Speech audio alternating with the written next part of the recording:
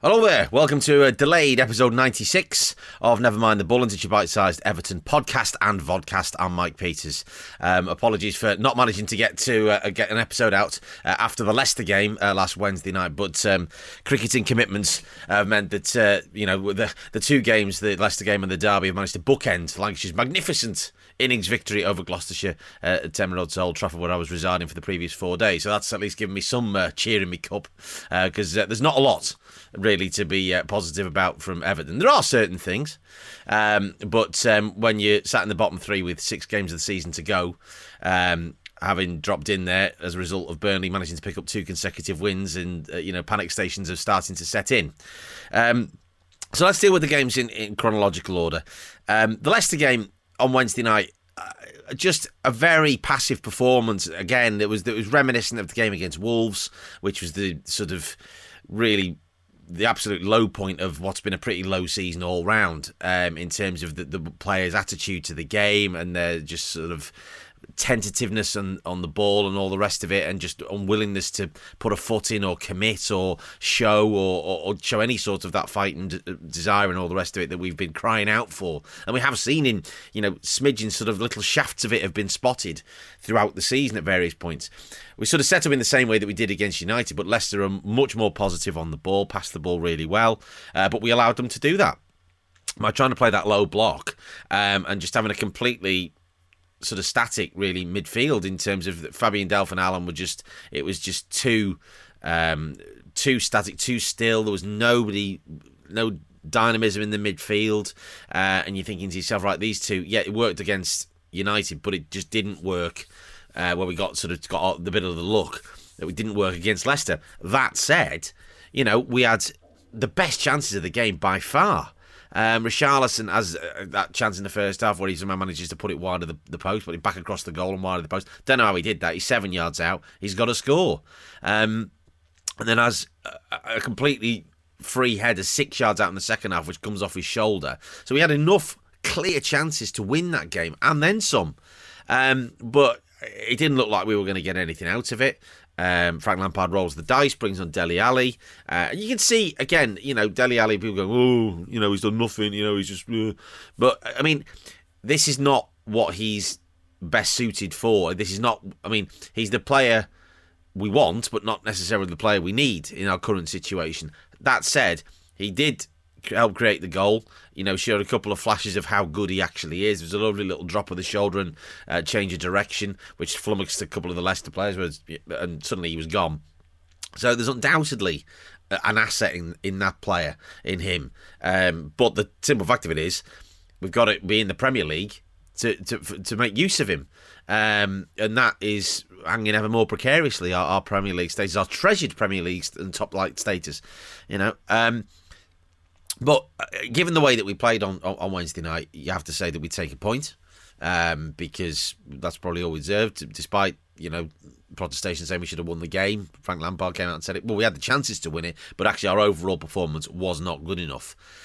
Must mention Vitaly Mykolenko, I think, who's getting better game by game. I was a bit unsure of him a couple of episodes of this podcast ago, and said that, well, actually, there is mitigation there, and he's really stepped up. He was terrific on Wednesday night, and he was excellent again in the Derby yesterday. His defensive work was really, really good. His attacking work still needs work, because his delivery from crosses is not brilliant. I thought Damari Gray was poor on Wednesday night as well. He's flattered to deceive since Christmas, although again he was better in the Derby. And thinking, well, actually it's a game we needed to have won, because, and particularly given Burnley then beating Southampton on Thursday night and then winning Wolves on Sunday, you're thinking, well, actually, that's a game we had to have won. However, look at it the other way and go, well, if you'd been offered 4 points from the games against United and Leicester at home, would you have taken that? And the answer is, in our current situation, probably yes. A win and a draw, you go, yeah, okay, fine, move on. But having won against United, and then that obviously had that break, which was mentioned in Frank Lampard's programme notes, you're thinking, well, actually, sort of any momentum that we've had did sort of fizzle out. But it did stop the, win a game, lose a game sort of back and forth seesaw that we've had all season, by actually managing to I say string some results together, or string two together in terms of not winning the game and then immediately losing the next one. However, of course, we did lose at Anfield, which I think we all just accepted was inevitable, and I think it would have been less of an issue had we won against Leicester on Wednesday. Having said that, we would have ended up in the bottom three no matter what, because we'd have only had another 2 points, and Burnley's goal difference is now better than ours, which I'm sure has swung quite dramatically over the last few weeks, because we were, I think, several goals ahead of them maybe 4 or 5 weeks ago. I'm sure somebody will correct me on that if you want to, at NMTVPod on Twitter or nmtvpod@gmail.com. Thought I'd say it now rather than at the end, but probably say it at the end anyway. So we would have been in the bottom three given their two results on goal difference, rather than being 2 points adrift of them. And obviously we go into the derby with, next to zero expectations, which is pretty standard for Everton at Anfield over the last couple of decades.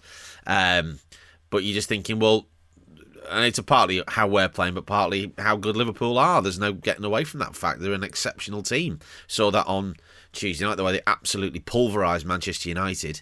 And you're going into it thinking, right, well, we just need to try and come out of it with some semblance of credibility and a little bit of positivity from the performance. And you have to say, we probably got that. In the first half, we defended well. We were tackling. There was tenacity on the ball. There was, all of those hallmarks of fight and grit that have been sorely lacking for so much of the season. And we showed that, and that's the tremendous frustration, I imagine, of everybody, not only in the Anfield Road end watching, but also everybody watching home going, this is all Evertonians watching at home who've watched us this season going, why can't we show that every game? Because I said, because I was still at Old Trafford trying to half watch the cricket and half watch the game as Lancashire trying to eke out the last couple of Gloucestershire wickets. But you're thinking, if we played like that against Leicester, if we played with that same desire and work rate and energy, because when we changed the tempo against Leicester, we created chances, we created opportunities, and if we played like that, we'd have won on Wednesday night, no question at all in my mind.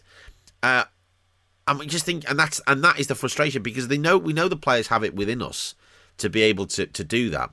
Abdoulaye Doucouré coming back in was the right call. Was more dynamic in midfield, carried the ball, had a chance, sort of a decent half chance, let's say, in the first half when he was put through, and gets himself in a bit of the wrong position. One poor touch knocks it slightly away from him, and he drags the shot across across Alisson's goal. And obviously, was prepared to go in for tackles. There was that spat with Thiago, with Fabinho, where he upends him, and then it all results in Sadio Mane attempting to gouge out Mason Holgate's eye. We'll get to all that in a minute as well. But we came and we defended with resolve and kept our shape. Hit them on the break. The tactics were right for the game, no doubt about it. Can't fault the tactics. But we just didn't take our chances. Second half, obviously Liverpool, by their own admission, had got involved a bit too much in the first half in all of the usual derby shenanigans. They obviously then really pressed higher and higher up the pitch, and we were able to spring them. And we had 2 or 3 really presentable opportunities in that final third that we just did not take. And we should have had a penalty. No question at all. The Anthony Gordon, the first one, a bit of contact, he probably does simulate it. You can argue till the cows come in whether it should have been a booking or not. I think in this day and age, particularly there, you're going to get a booking given against you. We'll leave the irony of players getting booked for diving at Anfield for another time.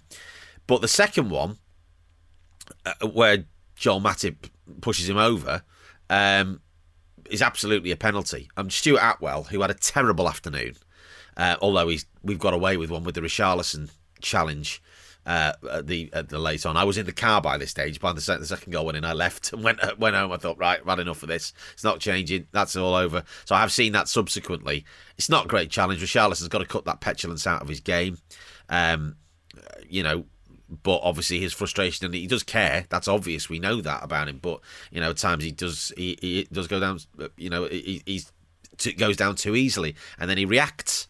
And he's lucky to have got away with that, because on another day, given what we saw Alan get sent off for against Newcastle, by Craig Pawson. And, as an aside, great to see him keeping up his consistency of absolutely woeful decision-making with the Manchester United Arsenal penalty on Saturday of, all the rest of it. But you think, well, actually, he's going to get sent off, particularly with, crowd up at Anfield and all the rest of it, that you're thinking, right, he's going to go. And if he got banned for 3 games, we would be in a real bind, because no Dominic Calvert-Lewin.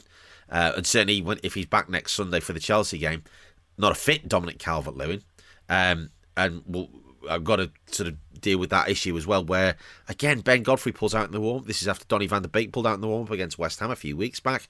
I'm thinking Andre Gomez was on the bench on Wednesday night. There's something not available. Is an unspecified injury. What's going on behind the scenes there with the medical team and the physios or the players? What's going on with the conditioning work and the training? Something there again, and this has gone on all season, to be fair.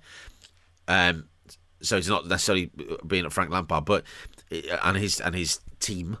But something's seriously missed there, either with what the players are doing to keep themselves ready, fit, match ready, and all the rest of it, or what the medical staff are doing. That has to be addressed in the summer, no matter what division we're in. Because, the Championship, more games. There'll be 8 more games for us to play if we end up down there next year, because we have to deal with this is a very real possibility now. So we have to make sure that we have the players that are fit enough to play in all those matches. And I'll be able to play Saturday, Tuesday. So that's one thing. I mean, that's a big blow, although Michael Keane probably did all right.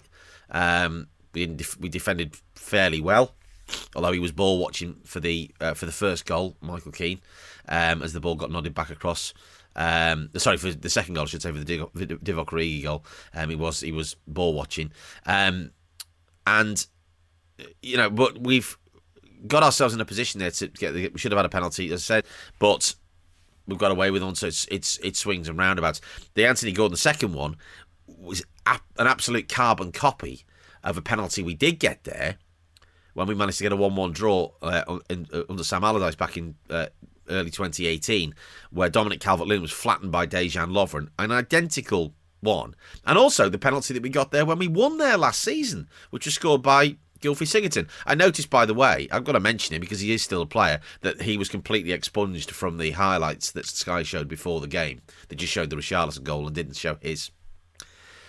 Yeah, you can't change history no matter what is going on there, but bizarre. Anyway, we've got to talk about Sky in a minute as well and their coverage. But yeah, 2-0 is not a, how can I put this? This is going to sound a bit of an oxymoron, but a creditable defeat and a creditable performance. And we have to carry that forward. We have to look at it and say, we've been beaten by a team that is challenging for the title, more than likely going to win the FA Cup, has won the League Cup, has got a very good chance of, at the very least, getting to the Champions League final. They could win the quadruple. Losing 2-0 and matching them for an hour or over an hour is not a disgrace by any stretch of the imagination. You just have to hold your hands up as a football sport and say, you know what, we've been beaten by a better team, and they are a better team. There is no question of that. And there's a piece in The Guardian that Jonathan Liu wrote, which some of it I agree with, some of it I don't agree with, in terms of the chasm between where we're at. And it's just, I think, is where our respective sort of focuses are. Our focus last season wasn't finishing in the top 4, top 6. Theirs was winning the title, but it's gone so wrong in the last 8-9 months that obviously our paths of the respective clubs have diverged so dramatically. Theirs has stayed the same and ours has just gone completely off at a tangent, and that has to be addressed. But there obviously are far more fundamental issues within the club that need to be dealt with, as we've talked about ad infinitum on this podcast over the last few months. But I was asked to stop doing these rants a while ago, so I haven't done one, but I'm going to have to, because I can't not mention this. Stuart Atwell's performance was woeful. How he got the game, I don't know. Is just inability to manage the game. The Anthony Gordon penalty incident, he just was guessing. Because he was so far off, and you look, the camera stuck on him for ages as he sort of thought about it, and then eventually gave a goal kick. It takes a certain type of referee, which are in ever much more short supply, to be able to deal with fixtures like that, North London Derby, Manchester Derby, United Liverpool, those games, and there has to be people that I'll be able to manage those games. I just don't think he's one of them. There's very few, probably only Michael Oliver, Martin Atkinson probably as well. I'm struggling to think of anybody else. Don't say Chris Kavanagh, he can't do it, as he's proved. So that has to be looked at by the PGMOL in terms of looking at referees that have got the gumption and the spine to be able to deal with all of that and just be calm and deal with those, hot matches like that with authority and calmness. And he didn't do that and make the decisions. Whether Sadio Mane gets a ban in retrospect for that incident, although he did get booked, so he probably can't. I don't know what the deal is now with this. It keeps changing. But that's one facet of it. The bigger problem, really, having a poor Derby referee is we've had them many a time. Martin Atkinson, who I alluded to, is one of them, actually, down the years. But Sky's coverage. I have mentioned Jamie Carragher on this podcast numerous times. And how Sky... And this is coming from a broadcaster's standpoint. There is a section in the Ofcom broadcast code which all radio and television broadcasters in this country have to adhere to, and it's about balance, bias and objectivity. Now, I have no problem with Jamie Carragher having an opinion. I have no problem with pundits having opinions. That's why they're called pundits. They have opinions. You agree with them, you disagree with them. It's entirely up to you. My problem is him and his analysis of a game is actually very good. So I'm going to say that straight off the bat. Monday Night Football, still a great watch. His analysis and his co-commentary when he is not commentating on Liverpool, not an issue. He unfortunately doesn't have the chromosome that Gary Neville has, where Gary Neville can switch himself off and be fair and look at a game in sort of stark relief. Now, Gary Neville will sit there and rant about United till the cows come home. He's got a lot of ammunition at the minute, let's be fair. But he is able to be comparatively dispassionate about them when they are playing. Or the same with Manchester City. Admire how good City are, or whoever it might be. Or Liverpool. We know he's not going to like it and he grumbles about it. But that's fine. But ultimately, he is fair about quality of the football and the decision making and all of the incidents within a match. Carragher doesn't have that. He proved it again yesterday. The little bit of commentary when Richarlison had his ankle trodden on turned it nasty. He'd gone down twice before. He'd gone down early on, which was a bit soft. The one where he gets banged on the head, well, that's going to make any footballer groggy. So if a Liverpool player had gone down like that, he wouldn't have complained about it, would he? And he certainly wouldn't have then made the second comment that he made about it. So it's, and then what to compound it, to not only say that, get up. I mean, I have said this about him before. He's gotten form for it. He did it for Liverpool. I think it was against Tottenham a few years ago, where Mo Salah scored very late on in the game, and he gave it the iconic "Mo Salah, you little dancer" line. And then to compound it still further, to not only say that, but some social producers at Sky think this is, clickable content, and they tweeted it. I mean, you should be ashamed of that. You guys pay him a lot of money, and you have failed to, as producers, and it's a production team and a director, to say to him, Jamie, you can't do that. So it's absolutely ridiculous. I have no qualms about having a balanced, panel in the studio. Kevin Campbell was in there, Graham Souness was in there. I didn't hear what any of them said, really, because I had the TV on mute for most of the afternoon. But this happens again and again. And then the Divock Origi goal. Oh, put a statue up Divock Origi. Now, it might have been slightly in jest. I get that. But it's so one-eyed. It's just ludicrous. And it loses Sky, who's still their coverage of the Premier League is exceptional. The production values are incredibly high.